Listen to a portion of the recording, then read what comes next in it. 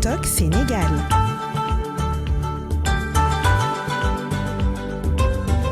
Voilà, Écho du Net, 54 GMT, mesdames et messieurs, vous suivez TikTok Sénégal et nous recevons Safia Ba. Bonjour. Comment vas-tu, Safia? Je vais bien.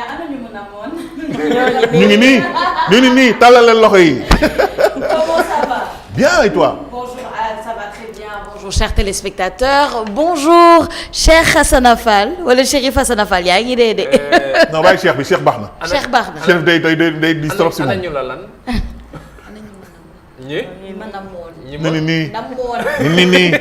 Tu as compris ce que je voulais dire. Laisse-moi tranquille. Rose, la fleur, tu vas bien? Ben, tranquille alors. Alors, Écho du Net, nous allons parler effectivement du voyage du président Faye en Gambie, qui est un pays ami et frère. Il y a beaucoup de questions que nous avons en tête, alors je te laisse introduire. C'est ça, exactement, Al, parce que internautes yi loolu la ñuy waxtaanee ci week-end bi yëpp la visite du président Bassirou Diomaye Faye en Gambie après la Mauritanie. On va commencer avec le premier tweet de Lamine Ndiaye 11 qui dit des mots forts et importants tenus en wolof dans un pays frère par le président Bassirou Diomaye Faye. Sénégal et Gambie, c'est la famille. Ensuite, on a Amina qui dit léegi nga gis ku laajte lu tax waxul anglais. Bon, on y reviendra à ça. On a MBK qui dit j'adore vraiment ces discours improvisés qui sont imprégnés de sincérité et d'intégrité. Ouais. Ensuite, Tafa Diop qui dit Sénégal mi ngi soog a am président jërëjëf suñu borom. On a Ahmad V Diakhaté qui lui dit discours très diplomatique, pas de sous-entendu. La lecture du communiqué final des travaux des deux délégations permettra d'en savoir beaucoup plus sur la nature de la relation à venir entre les deux pays frères. On a ensuite Ahmad Diakhaté qui dit le communiqué conjoint de la première visite officielle de son Excellence Bassirou Diomaye Faye en République de Gambie précise bien que le conseil présidentiel sénégalo-gambien sera tenu à Dakar en République du Sénégal à des dates qui seront fixées ultérieurement. À retenir. On a ensuite don de soi pour la patrie, Oumarou Row, ce qui me fait plaisir sur cette visite. Les deux présidents ont fait leur discours en Wolof. Cela est un signal fort à l'Occident. J'ai beaucoup d'espoir en ce régime. La souveraineté doit commencer par décomplexer la population. On a ensuite, pour finir, Seydina Cheikh Momnena Abdoulatif Coulibaly disait les deux premières visites d'un président du Sénégal devaient être la Mauritanie et la Gambie, des questions socio-économiques. En plus, ce sont les mêmes peuples. Le président Bassirou Diomaye Faye fait bien les choses pour le moment. Alors voilà un peu réaction internet par rapport à la visite de Bassirou Diomaye Faye en Gambie ce week-end. Je vais terminer peut-être par mon commentaire. Je vais commencer mon commentaire plutôt par le dernier tweet parce que oui, on a vu que Bassirou Diomaye Faye, ses deux premières visites ont été la Mauritanie et la Gambie. Pourquoi? Parce que en général, les gens critiquent beaucoup notre rapport avec le rapport des pays du Sahel avec l'Occident, surtout actuellement. Moom demul Occident d'abord, il a d'abord été dans la sous-région, il est allé voir la Mauritanie, il est allé voir la Gambie, nga xamante ni ñaari dëkk qui nous lient très bien. On a vu avec la Mauritanie. Il manque la Guinée-Bissau. Il manque la Guinée-Bissau. Mais je suis convaincue que ça va venir. Oui, bien sûr. Je suis convaincue que ça va venir. Absolument. La Mauritanie, on sait qu'on est lié, très étroitement lié par la Mauritanie avec la pêche, les accords de pêche. On a vu le débat que ça a soulevé. La Gambie, économiquement, pareillement. Pourquoi est-ce que la Gambie est un pays à part? Parce que la Gambie est à l'intérieur du Sénégal. Absolument. Donc, je rejoins un peu Internautidinan. Pour l'instant, en tout cas, les choses se font bien. J'ai une question. Quand Macky Sall était au pouvoir, quand même, le sud du Sénégal était quand même assez stable. C'est vrai que, est-ce que Bassirou y est allé pour lui garantir la sécurité, sa sécurité, parce qu'effectivement, c'est Macky Sall qui l'a installé au pouvoir. Il avait dit qu'il allait faire un mandat, il y a eu un deuxième mandat, il espère faire un troisième mandat. Est-ce que ce n'était pas aussi une manière de légitimer un peu Adama Barrow? Et ma deuxième question aussi, le trafic du bois. On en parle, chez Hassana avec Rose? Ouais. Alors, ce sont les deux questions que je te pose, Sophia. D'accord. Alors, pour la première question, déjà, tout le monde connaissait déjà la proximité, justement, entre Adama Barrow et Macky Sall, l'ancien président du Sénégal. Il y avait une réelle proximité entre eux. On l'a vu quand la Gambie a traversé une période de crise. On l'a vu aussi le soutien d'Adama Barrow quand, Macky Sall était assez controversé de par ses décisions sur lesquelles on ne reviendra pas. Absolument. On a tourné la page, n'est-ce pas? Mais on a vu un peu cette proximité-là, un peu ce rapport de grand frère à petit frère entre les deux, si j'ose dire. Donc là, je pense que oui, c'était important que Bassirou Diomaye Faye aille là-bas, rencontre Adama Barrow pour une certaine continuité. Continuité, mais l'État, c'est une continuité. Absolument. Il faut qu'on le dise, il faut qu'on le comprenne. Et donc, dans ce souci de continuité, pour moi, que ce soit en matière de sécurité, que ce soit en matière économique, même en matière de rapports culturels, de rapports fraternels, je pense que c'était important, Moudef, justement, pour exercer cette continuité-là. Le trafic de bois, peut-être Dina Baye Cheikh Hassana ou Rose Nuwarti, mais je pense que aussi c'est un défi à relever, comme il y a beaucoup de défis à relever dans la sous-région. On est encerclé. Pour ne pas me répéter, on est encerclé par un cercle de feu. Oui. J'appuie les mots. Pourquoi? Parce que on sait ce qui s'est passé au Mali, au Burkina.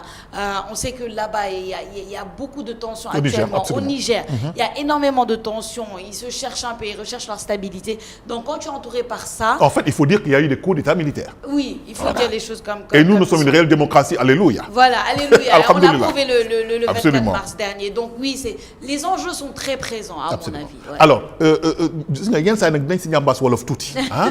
Rose, elle a vécu en Gambie. Alors, yo, Bob nga demee Gambie, vraiment, parce qu'il faut tamit élargir un peu. Rose, Gambie, dem nga fa en tant que Sénégalaise.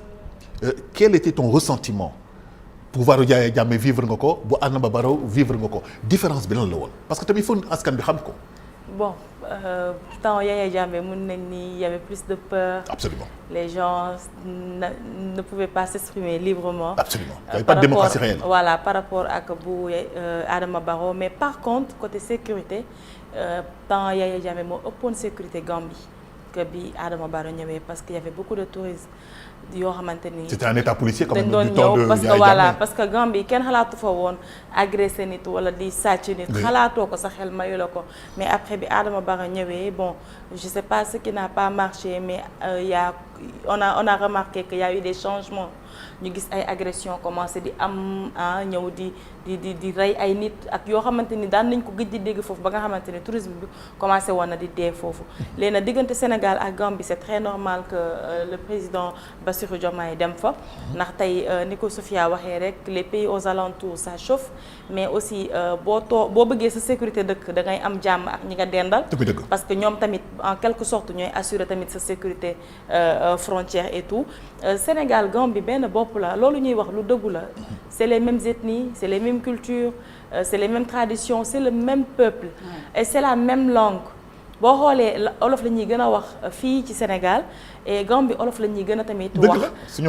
donc benn la amul différence en fait et c'est très normal que ñoom ñu utiliser ce discours là pour montrer encore que benn peuple la parce que tey loolu mu def Gambie rek la ko mën a def mais mënu ko def beneen dëkk amul beneen dëkk bu mën a dem di def discours en wolof ci àddina bi c'est vrai voilà donc après ça bon ñu ngi espérer que dinañ trouver ay accord pour côté ni nga ko waxee rek suñu garab yi nga xamante ne ñu ngi koy dagg illégalement di ko jaay ak yeneen phénomène yoo xamante ni aussi commencé nañ ko di dégg ñenn ñi naan yenn dëkk yi est-ce que bokkuñu ci di làkk samba boy yi def ñaawteef yooyu noonu. Parce que Sophia, je vais aussi poser une question à vous deux, hein, ou bien même à vous trois.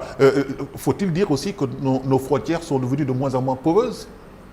Par rapport avec la Gambie ou par rapport en général? Par rapport aux pays environnants. Oui, je pense que le la situation est tu vois, il y a beaucoup de tensions. En fait, je pense que c'est tellement tendu avec tout ce qui se passe autour de nous que ça fait que on repense peut-être un peu les frontières ou le bord.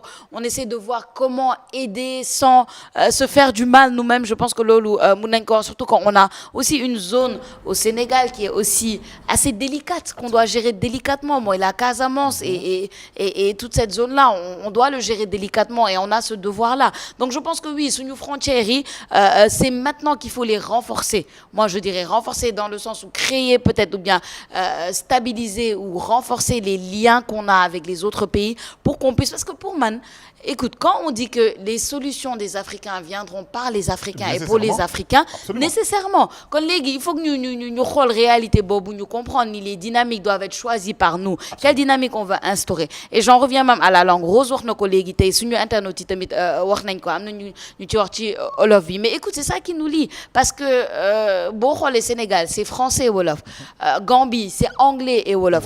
On se retrouve pas avec le français, on se retrouve pas forcément avec l'anglais, donc forcément wolof bi par les Anglais. Exactement. Donc wolof bi moo ñu boole, même si suñu wolof bi c'est différent mais quand même l'accent, hein?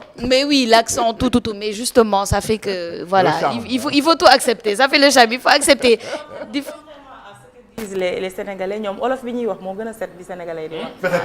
La Gambienne a parlé. Non ñoom olof bu pur bi la ñuy wax, bu pur bi olof bu dëgër bi la ñuy wax. ñun nag bi ñuy wax dañ koo xaw a njalaxaan nii, mais à Gambien yi ñooy wax olof bu set bi. Léegi côté frontière yi ton al bëggoon naa signaler benn affaire, parce que tamit il faut éviter les frustrations. Ndax ay dëkk bu ñu nekk voisinage dañu war a sàmm kóllëre bi. dañu seetlu frustration bu bari dafa am ci Gambien yi seen diggante sénégalais yi ci diggante frontières yi. Li tax booy dem Gambie tey douane bi du la sonal ci yoon bi, amul benn problème au fait. Sérieusement ci yoon bi duñ la sonal ci dara, du moment nga wane say papier yaa ngi en règle da ngay dem.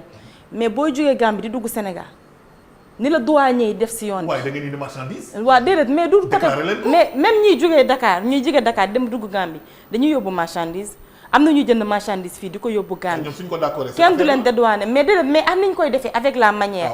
Man sur le chemin j'ai vécu des choses yoo xamante ni vraiment j'étais frustrée en tant que sénégalaise. Voilà, donc niñ koy defee. Bagage yu jàmbur yi ni ñu koy wàccee di ko fouiller di ko sànni gëdd bi wax bu ñàkk kersa bi te war nañ xoolaat côté boobu noonu bu baax, parce que je pense que ñun bu ñuy faciliter ñuy jënd fii marchandise di ko dugal Gambie sans souci, même ñoom bu ñuy ñëw war a feñ dédouanement war nañ ko def ak orma. Loolu nañ ko xoolaat baax, parce que ñoom ils sont frustrés côté boobu noonu. Mais Cheikh Hassana, quels sont les enjeux économiques pour le Sénégal de nouer ou bien de continuer à collaborer avec le Gambie? Quels sont les enjeux économiques en fait? Qu'est-ce qu'on peut attendre de la Gambie en tant qu'État? Mais la Gambie, il ne faut pas oublier que c'est le Commonwealth. C'est déjà le marché anglais qui est là et qui est en quelque sorte beaucoup plus riche en termes de finances que le marché francophone que l'on a déjà. Donc c'est un partenaire au-delà de l'aspect qui nous lie, muy suñuy mbokk lañu ñun ak ñoom benn lañu, amul lenn lu ñuy xaajale, mais mbirum koom-koom soo jëlee suñu mbokk anglais li ñu mën a jënd ak ñi xam ne ñoom moom la ñu mën a utiliser marché boobu noonu, ñun mënuñu ko utiliser avec le marché francophone qui est quelquefois assez limité. Lu ñu war a mën a bàyyi xel la te aussi lu jëm ci ñun dañoo wër Gambie parce que suñu au-delà même ñu nekk ci biir mu nekkee suñu biir kese suñu ndox daa nekk ci kanam, ce qui fait que ne bon suñu waree napp il faut que ñu xool nan la ñuy def ba ñun itam ñoom si am nañu ay mool yi itam ñu mun ko def ci ni mu waree, ce qui fait que accord de pêche yi ñuy wax muy am coow yëpp du suñu diggante ñun ak Gambie du suñu diggante ak ñun ak Mauritanie dañoo réglementé seen pêche ba am na période boo xam ne dañuy wax ne la kenn du napp, dañuy bàyyi jën yi dundaat waaw yenn saa yi jafe-jafe yi ñuy dund moom ak waa Guet Ndar yëpp loolu la, doomu Guet Ndar yi dañuy ñëw dugg si foofu te jéem a napp fekk fa naari tere leen ko mu am échauffourée ba yenn saa yi am doomu aadama yi si ñàkk seen bakkan. Donc les visites yi xam ne président def na ko au-delà de l'aspect ay mbokk lañu, mais aspect diplomatique c'est fort, c'est très parlant, mais aspect aussi économique c'est fort et c'est très parlant. Mauritanie nekkatul léegi mbirum napp kese, y a le gaz qui nous lie. Absolument, ce qui fait que ne il faut que ñu lijjanti ko xool nan la ñuy harmoniser, parce que mbirum pétrole ak gaz démon bi bu ci sew bi yenn saa yi lan lay am man foqale. Man maa war a ëppale kii moo war a gën a tuutale. te su fekkee ne Sénégal dafa bëgg di wax ne man maay ëpp lu may jël ci gaz bi que Mauritanie war a wax ne man damay ëppale lu may jël. mën na andi benn conflit boo xam ne coow bi mooy conflit gi sax yenn saa mën na bañ nekk ci ay armement, mais dañuy les kii internationaux là, les bailleurs et autres gros bonnets de la finance mën nañ cee jaar ci facilement ñëw dugg jaxase ñaari réew yi, parce que ñoom dañuy bëgg itam koppar goo xam ne dinañ ko ci mën a am un peu plus donc ñun c'est salutaire maintenant avant muy génn bitim réew man j'aurais bien aimé ak coow lu mu mën ci am ak ce qui s'est passé avant falam ak lépp mu dem seeti ji waa Guinée-Bissau je parle pas de Guinée-Conakry je parle pas de yeneen dëkk yi xam ne peut-être man jàpp naa ne ñëwoon nañu seet si ñu d'accord mais ils sont toujours sous régime militaire et am na loo xam ne ñoom war nañ koo def muy amale élection laataa ñoo wax lii ak léegi. Ils sont liberté ensemble. mais war nañoo dem seeti ji waa Guinée-Bissau Mbalo parce que problème bi am ci mbirum bant du question Gambie Sénégal kese. mais Guinée-Bissau ci la bokk. te mbirum sinébar bi xam ne moom mooy cocaïne ak yeneen yi. Guinée-Bissau dañoo jege te Guinée-Bissau chaque fois dañ ko daan tuumaal ne plaque tourmente la ci li xam ne moom mooy cocaïne gis nañu sunu douaniers yi fan yi def nañ ci ay am solo 3 tonnes je pense entre une tonne boo xam ne jàpp nañ ko ab quelques jours avant jàppoon nañu 92 xaw ma 900 quelques kilos ce qui fait que ne am na benn mafia boo xam ne moo ngi fi te comme que si zone nord-est sud-est boobu rek lay jóge il faut que ñu dem seeti ji Mbalo wax a jéeg moom te wax ak moom lu mu lay jàppale mooy nos amis de la Casamance ñi xam ne ñoo leen xaw a sonal muy MFDC ku ci daan am jafe-jafe da ngay daw dem recroquer wiewu biir Guinée-Bissau donc nga waxtaan ak ñoom dina permettre nga mën a harmoniser gën a dëgëralaatal sa frontière te kaaraange googu su amee dem bëgg dikk bi day yomb monnaie yi xam ne moom la ñuy wax ak leneen lu mu mënti doon mais koom-koom bi dina mënti dem ti ñëw te circulation économique boobu moom mooy permettre jafe-jafe yi xam ne waa Casamance dañ ko daan dund ci wax ne dañuy am mango mu fi nekk ba saison bi jeex te duñ ko am luñ ko jëriñ